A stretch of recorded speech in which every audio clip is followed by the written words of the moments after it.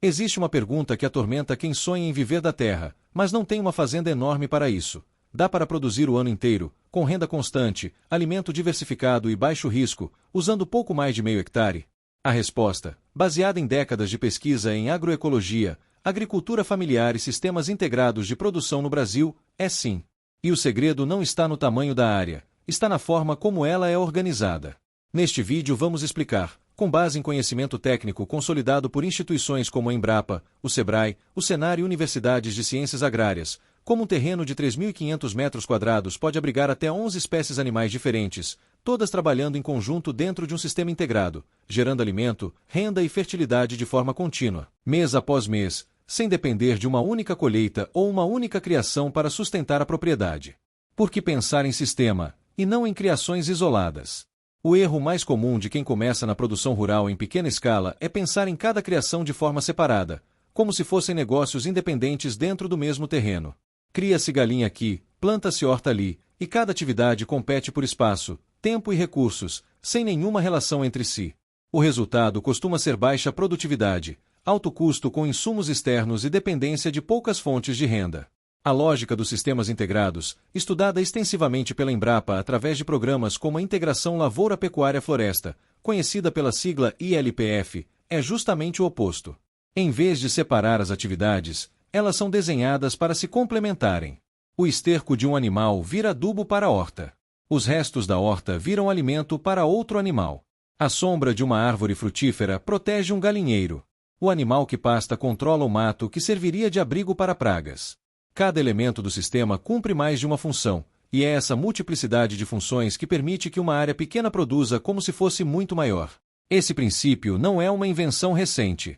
Ele está na base da agrofloresta, dos sistemas agro-silvipastores, da permacultura e também da agricultura tradicional camponesa praticada há gerações em propriedades familiares brasileiras, muitas delas com menos de 1 hectare de área útil. Dimensionando o espaço, o que cabem em 3.500 metros quadrados.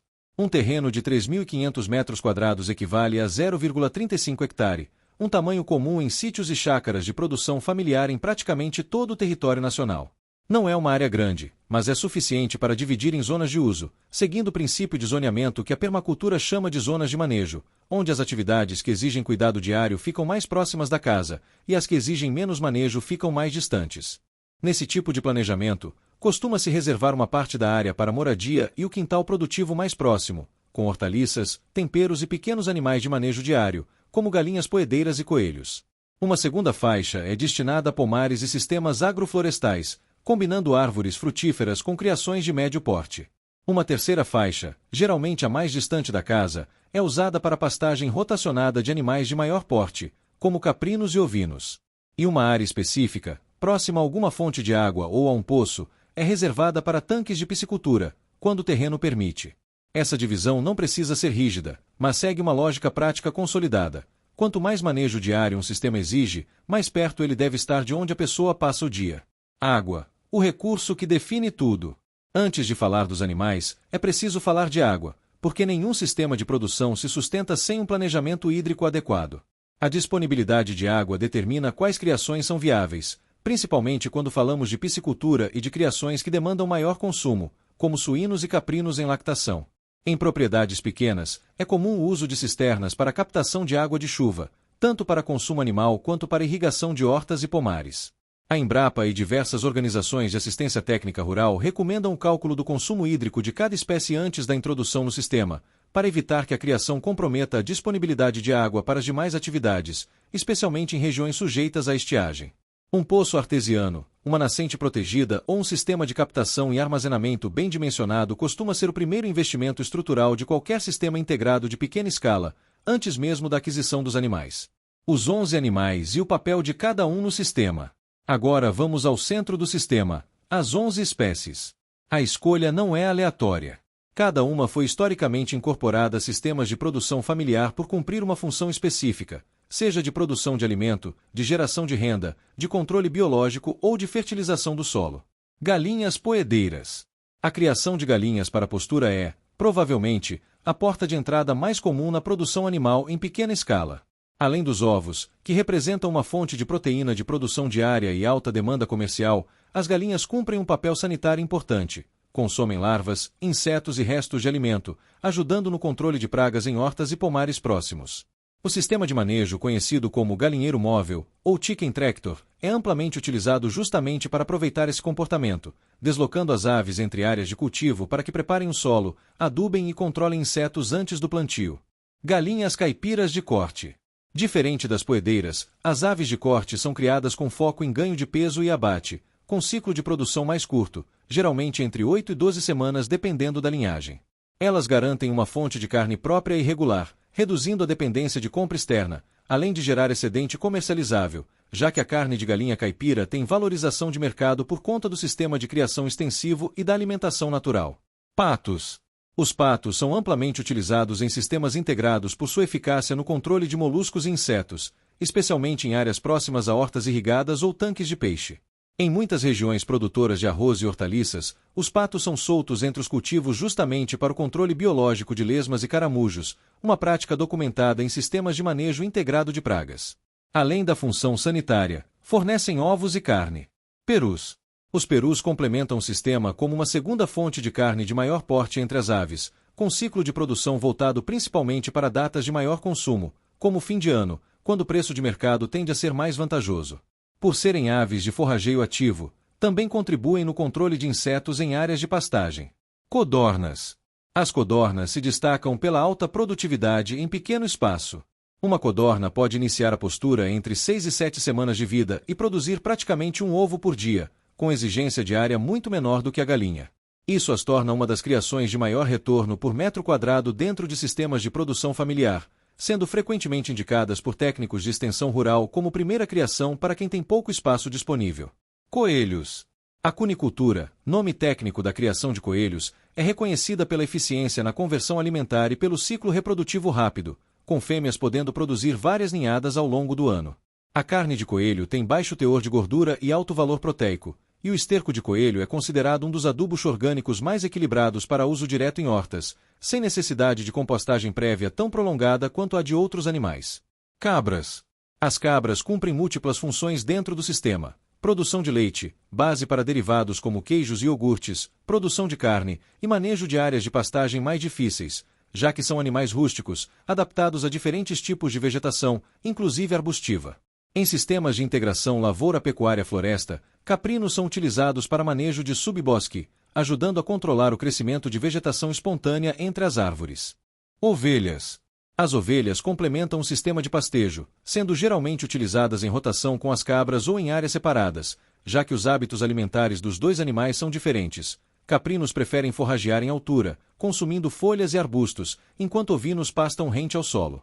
Essa diferença de comportamento é justamente o que permite o chamado pastejo misto ou pastoreio racional, técnica que aumenta o aproveitamento da forragem disponível e reduz a pressão sobre uma única espécie de planta. Além da carne, a lã, quando a raça permite, é um subproduto adicional. Suínos. A criação de porcos em sistema de piquete ou em instalações com acesso à área externa cumpre um papel fundamental na reciclagem de nutrientes do sistema, já que os suínos podem ser alimentados com sobras de alimentos, restos de hortaliças fora do padrão comercial e excedentes de outras produções.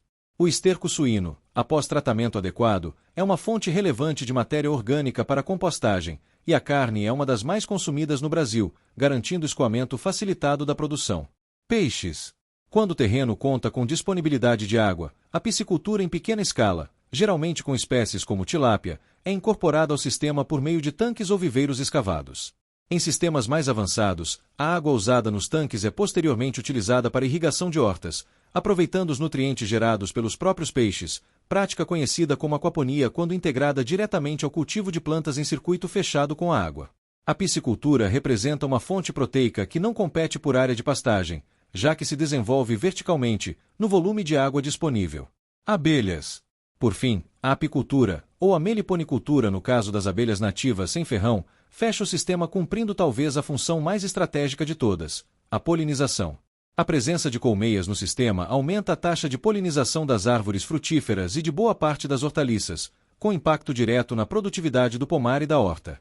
Além do benefício ecológico, o mel, a própolis, a cera e o pólen são produtos de alto valor agregado e boa conservação, o que os torna uma fonte de renda adicional com baixa exigência diária e manejo relativamente simples quando comparado às demais criações. O ciclo de nutrientes. a engrenagem que conecta tudo. O que faz esse conjunto de 11 animais funcionar como sistema, e não como 11 atividades soltas, é o ciclo de nutrientes.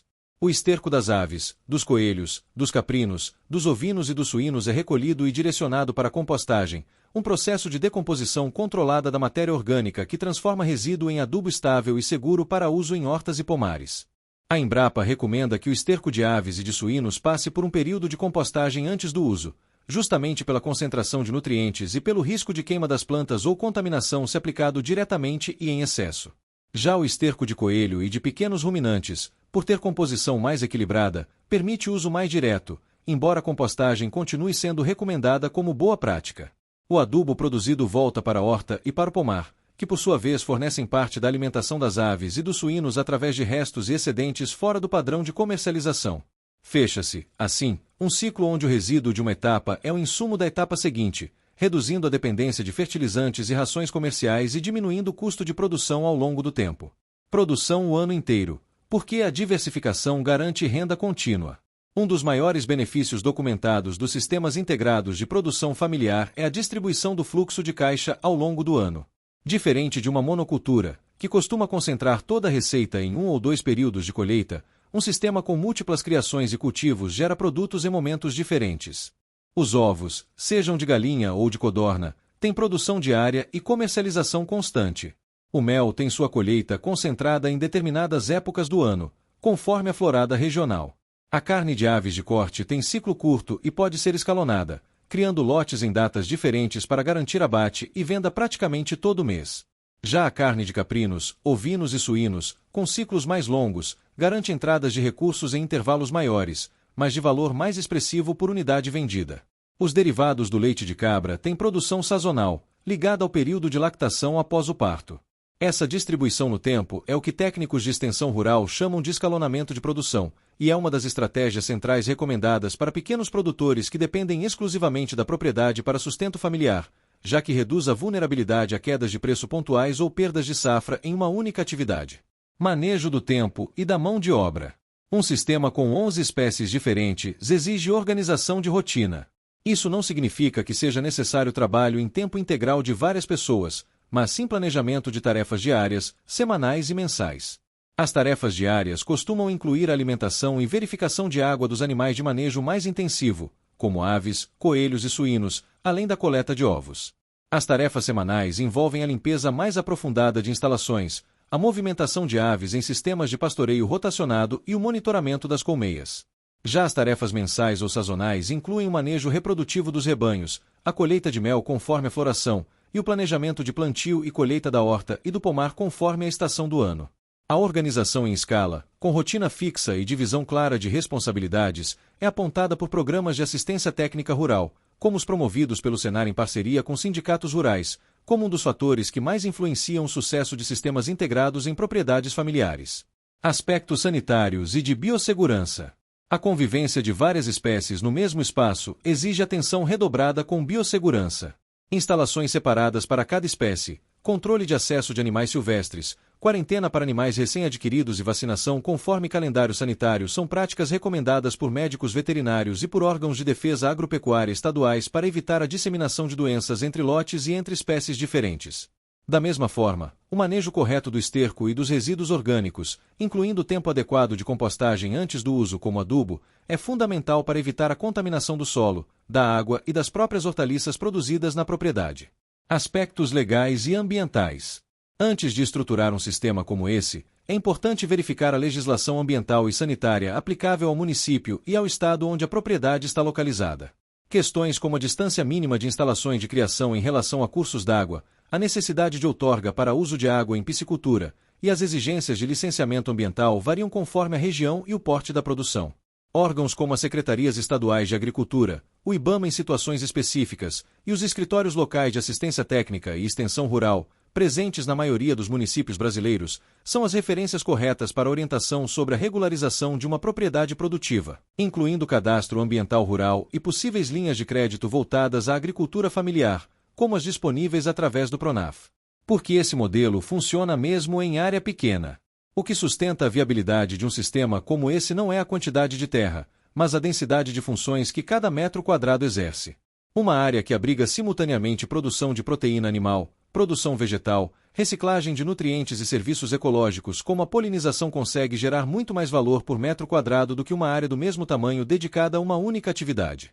Essa é, essencialmente, a lógica por trás de décadas de pesquisa em sistemas integrados de produção agropecuária no Brasil, sistematizada por instituições como a Embrapa e aplicada a gerações por famílias produtoras rurais em propriedades de pequeno porte em todo o país. Não é um modelo experimental ou teórico, é a forma como boa parte da produção de alimentos do Brasil, especialmente hortaliças, ovos, leite e derivados, carnes de pequenos animais e mel, já é feita, mesmo que de forma menos visível do que o agronegócio de grande escala. Considerações finais. Transformar 3.500 metros quadrados em um sistema produtivo com 11 espécies animais não é sobre acumular criações, é sobre construir relações entre elas. Cada animal escolhido cumpre uma função dentro de um ciclo maior, que envolve o solo, a água, as plantas e o próprio calendário do ano. É esse encadeamento de funções, e não o tamanho da propriedade, que permite produzir alimento, gerar renda e manter a terra fértil de forma contínua, mês após mês, estação após estação. Se você está pensando em estruturar um sistema assim na sua propriedade, o caminho recomendado por técnicos de extensão rural é começar de forma gradual, escolher 2 ou 3 criações iniciais, organizar bem o manejo, a alimentação e o ciclo de nutrientes entre elas, e só então expandir para as demais espécies, sempre respeitando a capacidade da área, da água disponível e do tempo que a família consegue dedicar à produção.